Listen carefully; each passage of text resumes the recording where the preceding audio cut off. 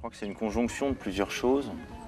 Il y a d'une part les séquelles, si on peut appeler ça comme ça, des opérations de tsunami, où j'ai vu un certain nombre d'enfants ne pas être pris en charge par les institutions, ne pas être pris en charge par le système humanitaire. Et j'ai vraiment trouvé que c'était une très grande injustice vis-à-vis de ces enfants. À la sortie des opérations Indonésie, effectivement, on s'est intéressé au Darfour. Et l'analyse de la situation nous a montré que la population du Darfour, et surtout les enfants, étaient face à la même injustice, à la même non prise en charge, à la même indifférence générale.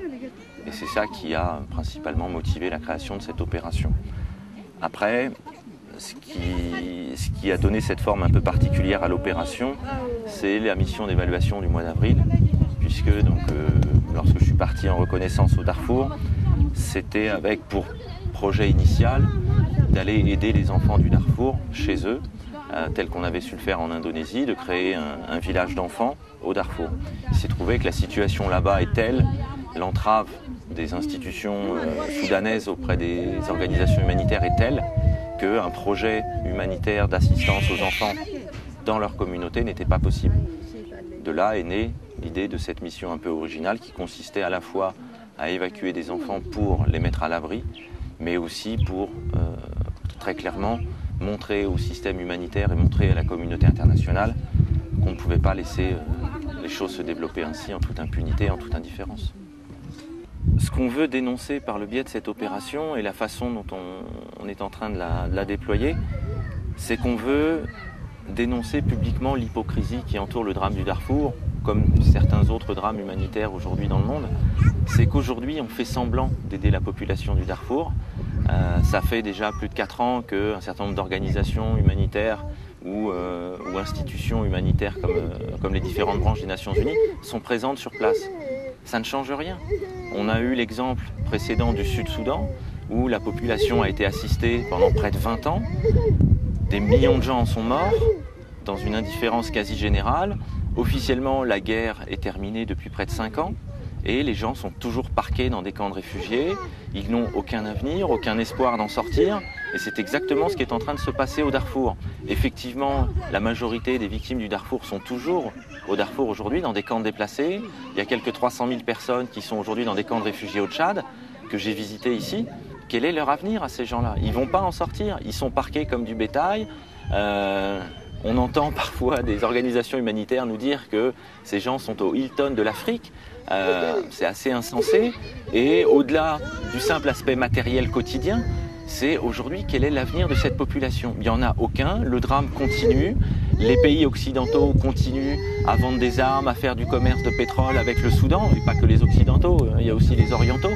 Voilà, les grandes puissances continuent leur business et laissent mourir dans une totale indifférence la population du Darfour. Et c'est cette hypocrisie-là qu'on veut dénoncer. C'est soit on a décidé de sacrifier la population du Darfour parce qu'il y a des intérêts économiques, parce que ça nous arrange de vendre des armes, d'acheter du pétrole, de faire de commerce avec certains gouvernements, et dans ce cas-là qu'on arrête cette hypocrisie et qu'on les laisse mourir beaucoup plus simplement et beaucoup plus rapidement, ou bien on décide de faire réellement quelque chose, et dans ce cas-là, on ne fait pas semblant de faire de l'humanitaire, on ne parque pas les gens comme du bétail dans des camps de réfugiés. Et ce qu'on veut aujourd'hui, c'est pousser la communauté internationale par la finalité de notre action qui est d'évacuer des victimes du conflit du Darfour directement dans les pays occidentaux. On veut obliger les pays occidentaux à prendre conscience que leur politique humanitaire et leur hypocrisie, ça suffit. Et on n'a surtout pas la prétention de dire qu'on va régler le problème. Nous, ce que l'on voulait au départ, c'était venir en aide aux enfants du Darfour. Concrètement, aller sur place et faire semblant comme un certain nombre d'autres organisations humanitaires, ça ne nous intéressait pas. Pour nous, c'est pas décent. Et on essaye d'apporter une petite étincelle qui, on l'espère, va provoquer un débat politique et une prise de conscience. C'est la seule modeste contribution qu'on peut apporter au drame du Darfour. Salam alaikum. Il y a 3 orphelins, ni maman, ni papa, avec lui. Il est comme l'impérateur. D'accord. Actuellement, là. Ouais.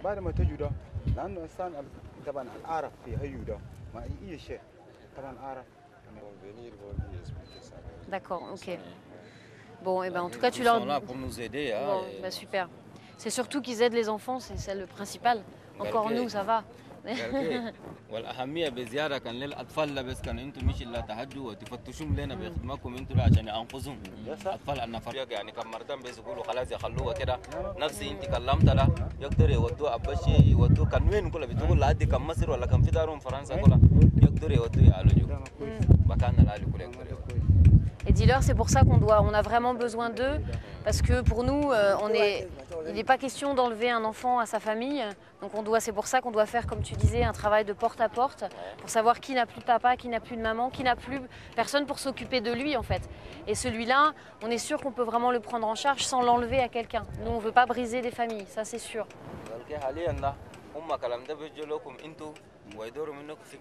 فكرة أنا كذاتك يعني فكري كده هم لسه خيرة ما يدوروا يشيلوا من أمة ولا من أبوه ولا من أهلك يشيلوك ويخلوا الأب ولا الأم حزنانة ده ما بكون كلام ده بس يعني معاكم. Okay, so also in the same spirit, in our team we have doctors, we have a very big medical team. But here in the camp, there is already a lot of NGO giving medical care to the population.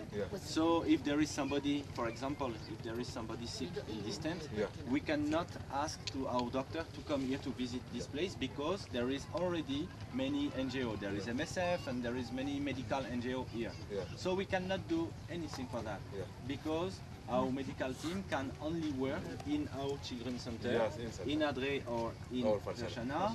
If one kid is very sick, we can bring him to Abéché because in Abéché we have a clinic, then we can give him a special medical assistance. If we have a kid who is very sick or who have a trauma, something like this, we can bring him to France for surgery, for example, in a French hospital. It's possible. We have the logistic to do that. But we have a plane for that. But we don't have the mandate to come here in this camp to give medical assistance because there is already somebody for that. C'est à 65 km. Les réfugiés ils sont à 35 km des Bahaïs. Au sud là? Oui. D'accord. Ils viennent pour faire le marché au Bahaï, comme ça on va les sensibiliser. D'accord. Et après, ici, il y a quelque chose qui va nous ramener les enfants. Donc lui, il dit que là, ici, le Tiné, Eriba, Bahaï, tout ça c'est plein de réfugiés soudanais. Tout ça c'est la région des Agawa. Et qu'il dit qu'il y en a ici à Biltine, c'est ça, si je me trompe. À Biltine, ils sont déjà dans des camps ou ils sont livrés à eux-mêmes? Ils sont livrés à eux-mêmes, d'accord. On va les voir, on va les demander aussi à Biltine pour sensibiliser, on va les trouver aussi un truc, on va l'amener ici à pêcher. D'accord. Un Tiné, ça reste un objectif prioritaire parce que c'est sur la frontière, Tiné-Tchad, Tiné-Soudan. Faire une évaluation rapide de la situation sur le Soudan, sur Tiné-Soudan et sur toute cette partie du Nord Darfour. Et ensuite les faire passer sur Tiné-Tchad et de Tiné-Tchad louer des véhicules pour ramener le plus vite possible sur Abéché. N'oublie pas les critères qu'on rappelle depuis le départ. Ce sont obligatoirement des orphelins de père et de mère, des deux parents. Ce sont des enfants qui doivent avoir moins de 5 ans, entre 0 et 5 ans. Tu te rappelles le critère pour évaluer les enfants, pour être certain qu'ils ont plus ou moins de 5 ans? Tu te rappelles de ça? La dentition avec les dents de lait ou les dents d'adulte. C'est une barrière où là on sait si l'enfant il a plus de 5 ans ou moins de 5 ans. Parce que souvent, on a eu le cas, les chefs de village ne connaissent pas l'âge exact. Toi, en regardant ce critère médical, tu peux déterminer l'âge et tu sais si tu peux considérer que l'enfant il rentre dans les critères ou pas. Émilie va te faire un formulaire de questions à poser à chaque fois au chef de village sur l'origine de l'enfant, sur son histoire, qu'est-ce qui s'est passé dans son village, comment ses parents sont morts. Tu auras plein de questions comme ça, toutes les questions qu'on pose habituellement. Comme là, vous allez le faire sans nous, on vous fait un formulaire. Tu suis les questions du formulaire, tu marques la réponse et pour chaque enfant, on veut le formulaire avec les réponses plus l'attestation. Ça fait un dossier complet. Quand tu as le dossier complet, l'enfant il peut monter dans le véhicule et il peut être amené à la base. Si un enfant il arrive sur la base sans le dossier complet, si on n'a pas l'attestation ou si on n'a pas les réponses sur l'historique de l'enfant, on ne va pas pouvoir l'admettre dans le centre. Donc c'est vraiment important que toi et Sambo, vous respectiez bien le formulaire et surtout l'attestation du chef. Et le chef, c'est comme d'habitude, soit le chef du village, soit le doyen, soit le chef de canton. Hein, et trouve une de ces trois autorités qui a aussi un tampon pour faire tamponner l'attestation. Voilà. C'est vraiment important en termes de procédure. Si on veut que les enfants puissent être admis dans de bonnes conditions au centre, il faut que le dossier administratif soit en règle. Sur Biltine, ils ont déjà passé la frontière. Donc ce n'est pas un souci, tu peux les ramener facilement sur Abéché. Ensuite, donc ça c'est la première équipe, toi et Sambo. Ensuite, vous allez aller sur Tiné avec pour objectif de sortir les enfants de la zone de Tiné-Soudan. Là, ce n'est pas toi qui dois le faire, ce sont des chefs de village soudanais qui doivent passer la frontière. Tu vois, suivant les informations qu'on t'amène, une fois que tu arrives là, mardi, on t'amène ici, mardi soir, tu passes la soirée à prendre des informations, à discuter. Mais il y a des habitants de Tontoubaï aussi, je trouve, à Tiné aussi. Voilà, tu envoies des messagers, tu trouves des messagers, tu les envoies et tu leur donnes un point de rendez-vous sur Tiné-Tchad, de façon à ce que ce soit les chefs de village soudanais qui fassent passer la frontière aux enfants. C'est important que ce soit des chefs de village soudanais qui traversent la frontière et qui amènent les enfants sur Tiné-Tchad. D'accord ? Il y a un droit international, il faut le respecter. Donc ça, c'est très important. Et ensuite, pour la quatrième équipe qui va partir sur Niala, ils vont eux-mêmes rapporter les enfants sur El Geninha en utilisant la piste et la route. Et ensuite, d'El Geninha, utiliser la charrette traditionnelle pour repasser la frontière dans l'autre sens. D'accord ? Mais c'est important que ces quatre équipes se consacrent la semaine prochaine à identifier les enfants le plus en danger sur la zone des conflits au Darfour, trouvent les solutions pour que les chefs de village soudanais traversent la frontière avec les enfants et ensuite toi tu trouves les moyens logistiques et les véhicules pour les ramener le plus vite possible sur Abéché. On essaiera de faire un maximum de rotation pour venir vous chercher sur Tiné. L'avion il peut venir le matin, une fois le matin, une fois l'après-midi. On peut mettre 5-6 enfants dans l'avion, ce qui veut dire qu'on peut en évacuer 12 par jour. Ceux qui sont dans les camps, ils ont déjà un minimum de prise en charge, donc ils vont recevoir de la nourriture, ils vont recevoir de l'eau. Ceux qui sont encore sur la zone de Tiné-Soudan, il n'y a personne qui leur apporte de la nourriture, il n'y a personne qui leur apporte de l'eau, et ces enfants, ils ont une espérance de vie qui est très très courte. C'est pour ça que ne te laisse pas embarquer dans des camps par des gens qui pensent que les réfugiés sont là. On sait que les réfugiés sont là. Mais ce qui nous intéresse, c'est de vérifier qu'il n'en reste pas dans la zone de Tiné-Soudan. Et s'il en reste dans la zone de Tiné-Soudan, c'est eux la priorité. S'il y a eu des événements en 2007, en 2006, moi j'aimerais que ces chefs de village soudanais, ils viennent nous voir ici sur Abéché, qu'on fasse une interview avec les chefs de village pour qu'ils nous racontent ce qui s'est passé en 2006 et en 2007. Parce que souvent, on croit que les événements au Darfour, ils ont eu lieu en 2002 ou en 2003. Mais ce n'est pas vrai, il y a aussi eu des événements en 2005, en 2006, en 2007. Et s'il y a des chefs de village qui sont prêts à venir témoigner, moi j'aimerais les inviter ici. Tu leur dis, pas pour longtemps, 1 heure ou 2. On peut les amener en avion et les ramener après chez eux en avion, il n'y a pas de souci. Mais c'est très, très important qu'ils viennent nous voir pour témoigner de ce qui s'est passé au Darfour en 2006 et en 2007. T'es le meilleur, Yassir. Tu es le meilleur. J'ai bien compris. Ça veut dire qu'au moment où les Janjaouides ont attaqué Njemi, ils ont entouré le village, ils ont brûlé, ils ont tiré. Est-ce que les enfants étaient dedans ou est-ce que lui, le chef, il a réussi à les sortir juste avant? D'accord, donc ça veut dire que les enfants, ils ont vécu l'attaque du village, ils ont vu que les gens sont morts et ils sont restés là. Donc ils ont tout vécu. D'accord. Je viens d'avoir un coup de fil de la base d'Abéché qui a eu des informations par l'armée française à N'Djamena. Apparemment, les rebelles ont contourné Adré. Pour une fois, ils ont fait mieux que d'habitude. Plutôt que d'attaquer Adré de front, ils auraient contourné Adré et ils ont pris la route d'Abéché. Ce qui est positif. Parce que ça veut dire qu'a priori, ils n'ont pas l'intention d'attaquer Adré. Donc là, au moins, on est à l'abri pour ce soir et demain. Par contre, l'armée française nous demande d'éviter tout convoi terrestre.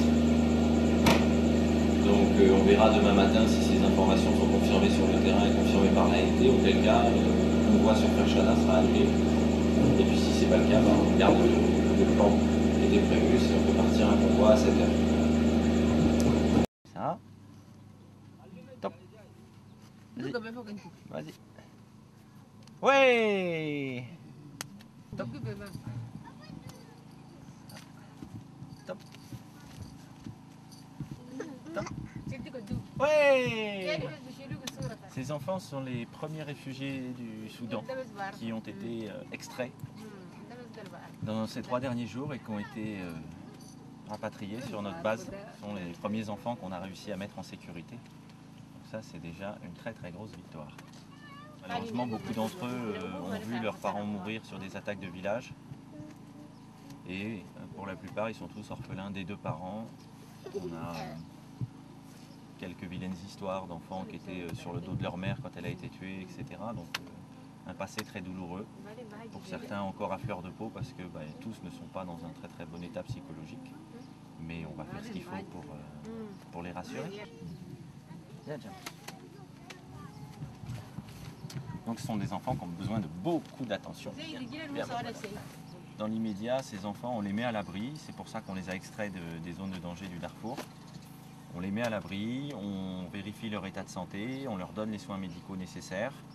Et puis ensuite, dans quelques semaines, lorsque nous aurons réuni suffisamment d'enfants, on organisera une opération d'évacuation qui permettra de les mettre à l'abri définitivement chez nous. Allez. Salam alaikum Jamous. Salam alaikum. Apa kabar? Maalaikum salam. Hai, Ami. Maalaikum salam. Saya tak gaitin. Bisous. Dak Jamous mereka. C'était un moment plein d'émotions parce que déjà ça fait plusieurs mois que notre équipe est sur la préparation de cette opération. On est revenu ici il y a quelques semaines pour lancer concrètement l'opération d'extraction. Et forcément, voir les premiers enfants arriver, c'était l'aboutissement d'une longue période de travail. C'était une première victoire d'avoir réussi à mettre des enfants à l'abri des zones de combat du Darfour. Et puis, donc, quelle que soit l'issue de l'opération qu'on a envisagée, de toute façon, ces enfants sont déjà à l'abri. Rien que ça, c'est une énorme victoire par rapport à l'histoire de ces enfants et à la fatalité qu'ils subissent. Donc toute l'équipe était très émue de voir arriver les enfants, notamment Émilie qui les a accueillis à l'entrée, c'était quelque chose. Et puis sur l'équipe de la base arrière où nous avions notamment la présence des représentants des familles d'accueil françaises, l'émotion était pas mal non plus. Donc voilà, je pense que ça fait aussi partie des petits passages qui resteront dans notre mémoire. La priorité, ça a été de les laver, de les habiller, pour certains de leur raser les cheveux, et puis surtout de leur donner à manger, de les entourer. On a mis en place une équipe de nounous qui a pour mission de les prendre en charge, de les réconforter, et puis de s'occuper d'eux du mieux possible en attendant la suite des opérations. Ah ouais, les premiers, c'était un peu putain, ça y est, quoi, ils sont là, quoi. Wow, mortel. Et un peu seul, parce que la plus grosse partie de l'équipe était sur Abéché. Ici, il y avait 2-3 gars avec moi qui étaient plus sur la logistique, à faire un boulot énorme, à construire des douches, construire des chiottes, construire vraiment tout plein de choses. Donc émotionnellement, je me suis un peu retrouvée, il n'y a personne à qui je peux confier que c'était quand même vachement beau ce moment. Mais non, super contente. Super contente parce qu'on a monté quand même tout ce projet pour des enfants. Donc les premiers qui sont arrivés, on s'est dit, il y a une porte qui s'ouvre, quoi. Voilà, la porte s'est ouverte. Et alors les enfants, j'imagine qu'au début, ils sont arrivés, ils n'étaient pas aussi détendus. Ah ouais, non, ils étaient tout penauds. Enfin, ils n'étaient pas penauds, ils étaient, je sais pas, tristes, impressionnés, complètement éteints, quoi. Complètement éteints. Le premier jour, on les a mis, donc là, il y a des tentes. On met à peu près 2 mamas, 2 femmes qui s'occupent de 9 enfants dans chaque tente. Ils étaient dans la tente, ils s'étaient assis dans la tente et ils bougeaient pas, quoi. Donc voilà, et puis au fur et à mesure, on les a à peine sollicités, quoi. On a mis des jeux de temps en temps, et puis au fur et à mesure, ils ont été curieux, ils ont venu nous voir, et c'est vrai qu'en une semaine, le changement, il est super, quoi. Il est super beau, Surtout, il y a quelques gamins qu'on a vus spécialement tristes et qu'on voit spécialement heureux. Donc voilà, de dire le sourire d'un enfant, ça n'a pas de prix, c'est clair. Le sourire d'un enfant, ça n'a pas de prix, quoi. Là, ils viennent tous du Soudan. Ils viennent tous de l'autre côté. En fait, on est à la frontière. On est le village, il y a un fleuve qui sépare le Soudan du Tchad. Donc ils viennent de l'autre côté, juste de l'autre côté. Il y a un village qui est en fait représentatif du canton, qui a je ne sais pas combien de villages, en fait, le canton. Et ces enfants viennent de là, en fait. Moi, c'est de là que j'avais des contacts avec eux. Donc, ils sont venus la première semaine. Ensuite, il y a eu des soucis avec le gouvernement soudanais qui a appris qu'on était là, qui a réuni par 2 fois toutes les populations dans la mosquée en disant qu'il ne fallait pas que les enfants s'en aillent du Soudan parce qu'on était des mangeurs d'enfants, qu'on allait vendre les enfants et qu'on n'était pas une école coranique. Donc on n'avait pas le droit de prendre des enfants. Donc voilà, pour l'instant, le chef du village, là, ça fait 2-3 jours qu'il n'est pas revenu parce qu'on a décidé de calmer un peu. Lui, il reste confiant, il me dit oh, ça va se calmer, ça va se calmer. On verra bien, on est dans l'expectative, quoi. Il y a d'autres endroits, on a d'autres contacts, donc, mais de ce côté-là, là, juste de l'autre côté de la frontière, pour l'instant, on attend. Là, il y a 1 ou 2 cas d'enfants qui sont avec leur oncle. Les parents ont été tués par les Janjaweed. L'oncle les a repris, mais en fait, l'oncle ne s'en occupe pas. Un jour, c'est la grand-mère d'une autre de ses femmes, parce qu'ils ont plein de femmes. L'oncle a déjà 12 enfants, plus 3, ça fait 15. Et en gros, il s'en occupe pas du tout, quoi. Donc voilà, il veut les abandonner. Et pour nous, pour l'instant, on est en réflexion de savoir si ces gamins, on va les évacuer ou pas. Pour l'instant, on n'a pas pris la décision. C'est une décision qui est lourde et qu'on ne prend pas comme ça en 2 jours. En tout cas, ce qui est sûr, c'est qu'ils sont ici. Au moins pendant le temps qu'ils sont ici, ils mangent à leur faim et ils sont lavés tous les jours et ils jouent. Mais concrètement, on a 2-3 cas comme ça. Bon, il n'y a pas de parents, mais il y a un oncle ou une tante qui s'en occupe pas du tout. Tu peux aller chercher une maman qui parle massalite, s'il te plaît, pour qu'on leur explique où ils vont, hein, parce que nous, on va pas bien y arriver.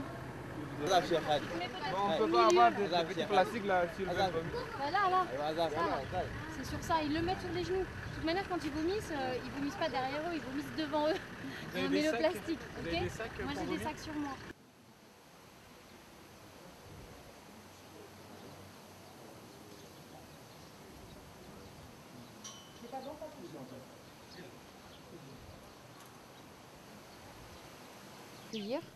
Dans quelques mois, mais d'abord la priorité c'est ceux qui n'ont plus du tout de famille, plus de papa, plus de maman, plus d'oncle, plus de tante. Et ça c'est la priorité parce que ça c'est des enfants qui sont vraiment en danger. Oui, c'est vrai.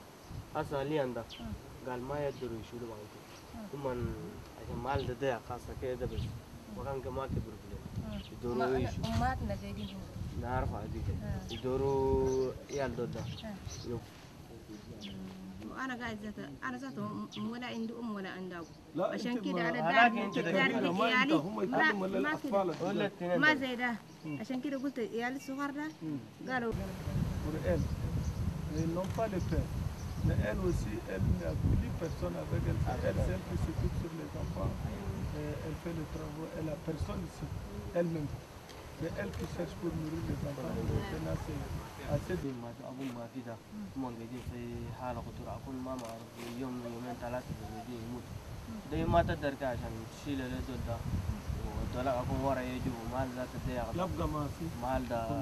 pour les enfants, parce qu'ils vont repartir et on va leur donner de l'eau quand même.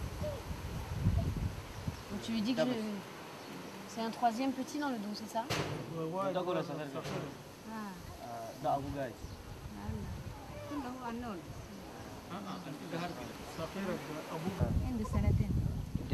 Il a 2 ans, d'accord. Donc tu lui dis, je m'excuse vraiment, si je pouvais, avec plaisir, je les prendrais. Et comme on n'a pas beaucoup de place et qu'on pense qu'il y a des enfants qui vont mourir très très vite, puisqu'il n'y a personne pour s'occuper d'eux, bah, on reste d'abord sur eux. Et dans quelques mois, si on peut, eux, ils auront de la place.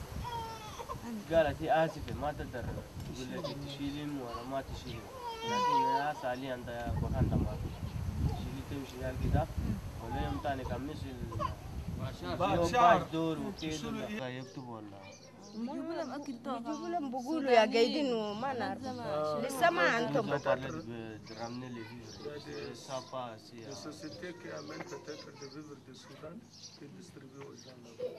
D'accord.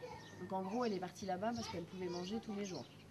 Elle pouvait manger tous les jours et si tu te fais inscrire, tu peux manger, tu peux être pris en charge, etc. Non, il te donne un peu de choses et tu reviens. Il ne prend pas les gens en charge là-bas. Donc du coup, elle part juste pour prendre à manger, puis elle revient en fait. Et donc quand elle revient, c'est là où elle est avec les petits. Oui, si elle n'est pas là, elle donne au voisin. D'accord. C'est juste quand elle part chercher à manger là-bas, elle les donne à la voisine, c'est ça? Et après elle revient. Donc ça veut dire que ces enfants, ils vivent avec leur grand-mère quand même. La majorité du temps, ils sont avec leur grand-mère. D'accord. Donc ça veut dire qu'on ne va pas les prendre. Ça veut dire que là, on ne peut pas les séparer de leur grand-mère. Ça fait 5 ans qu'ils vivent avec elle. Ça va être très dur pour eux quand même. Bah écoute, tu lui dis que ils sont tous très mignons et que j'aimerais bien les garder. Mais que malheureusement, je ne veux pas enlever des enfants à leur grand-mère. Je sais que c'est difficile. Je sais qu'on est en Afrique et qu'il y a beaucoup d'enfants. Mais ici, il n'y a pas beaucoup de place. Et on les réserve pour les enfants qui n'ont plus de grand-mère, plus de père, plus de mère, plus de tante, plus d'oncle. Ça, c'est des enfants où justement, il n'y aura plus personne, même une grande, qui va faire à manger. Donc nous, on s'en occupe d'eux. Mais moi, je considère qu'ils ont encore un tout petit peu de famille et je ne veux pas les arracher à ce tout petit peu de famille. Je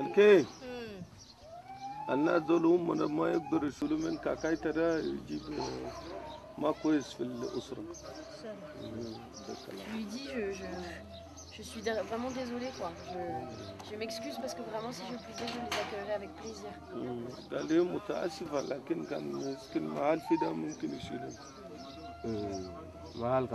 C'est de toute façon une mission qui est très difficile depuis le départ, sur plusieurs aspects. Là, effectivement, on a lancé donc la mission d'extraction et d'évacuation. On est à mi-chemin. On est en retard par rapport au calendrier qu'on s'était fixé, tout simplement parce que les discussions, les palabres avec les différents chefs de village, chefs de tribu, ça prend plus de temps que prévu, parce qu'il faut réexpliquer un certain nombre de choses, parce qu'il faut faire un certain nombre de vérifications, parce que les premiers cas qui nous ont été soumis nous ont appris aussi beaucoup sur la façon dont les communautés locales ici considèrent les enfants, considèrent la famille, considèrent le noyau familial.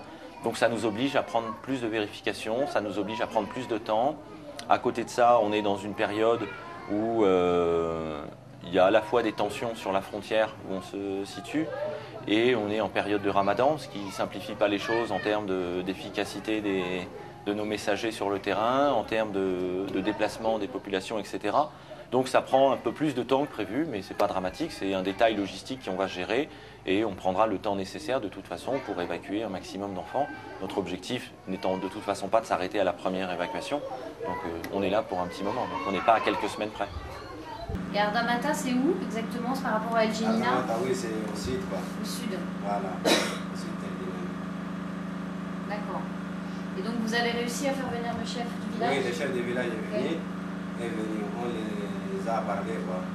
Il nous a répondu. La fois passée, donc, ils vont revenir avec la population pour s'entendre à un point, quoi.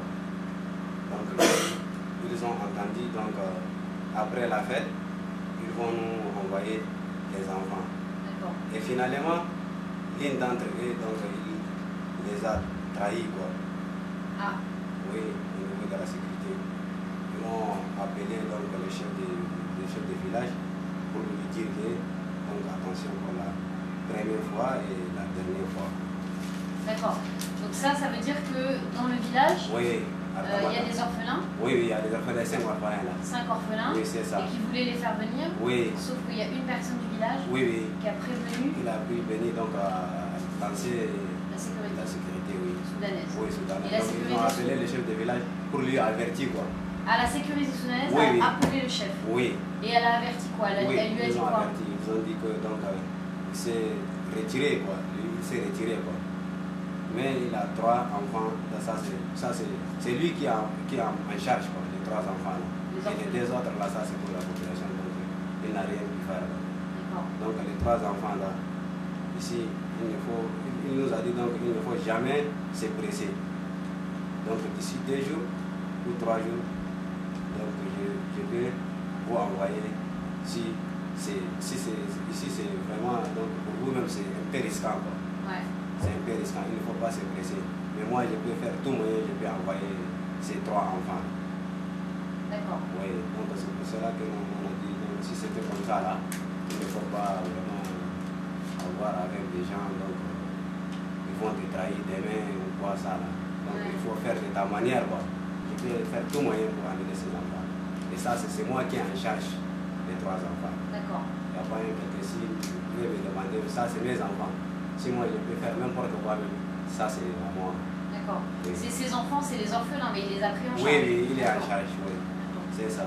Ces enfants qui sont orphelins, à un moment donné, ils ont eu une famille. Et c'est ce que j'ai dit à Mahmoud et Adoum qui sont partis sur la Djenina hier. Oui.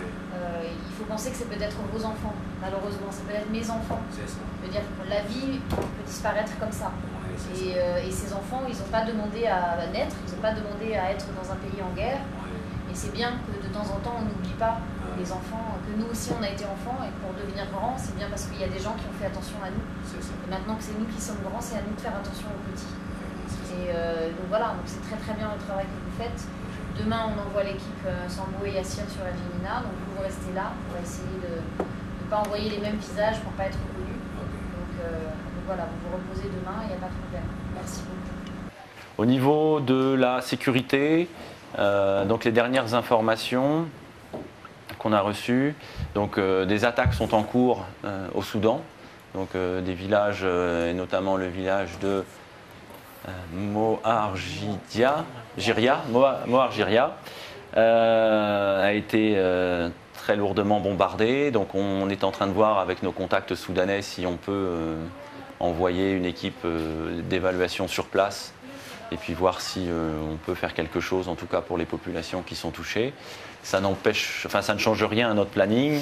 On a actuellement sur la base d'Adré 2 équipes mobiles qui régulièrement passent la frontière, vont au contact des villages et des chefs de village de façon à identifier les enfants et à permettre leur extraction sur Adré. Les activités militaires ont l'air assez soutenues dans la région. Plusieurs autorités nous ont prévenus qu'il pouvait y avoir des incidents avant le Ramadan, puisqu'en général, pour préparer les festivités, il y a toujours des phénomènes de banditisme qui consistent à piller les troupeaux et à assurer un maximum de ressources pour les fêtes. Pour l'instant, il n'y a pas plus d'incidents que ça, donc il n'y a pas de raison qu'on change, nous, notre mode de fonctionnement. Les bombardements au Darfour, j'imagine que c'est une nouvelle qui ne te surprend pas. Bah non, c'est une nouvelle qui est désolante mais qui n'est pas surprenante, ça fait suffisamment longtemps qu'on le dit. Malheureusement, il y a bien longtemps qu'on sait que les résolutions de l'ONU n'ont plus aucune utilité, n'ont plus aucune efficacité sur la situation de la crise au Darfour. Le gouvernement de Khartoum, comme d'habitude, joue la main tendue, va solliciter de l'aide humanitaire, fait son petit cinéma, et puis derrière continue à bombarder en toute impunité les villages de l'ouest Darfour et du sud Darfour notamment. On a aujourd'hui pas mal de contacts avec des communautés au Darfour. Tous confirment des destructions de villages encore le mois dernier.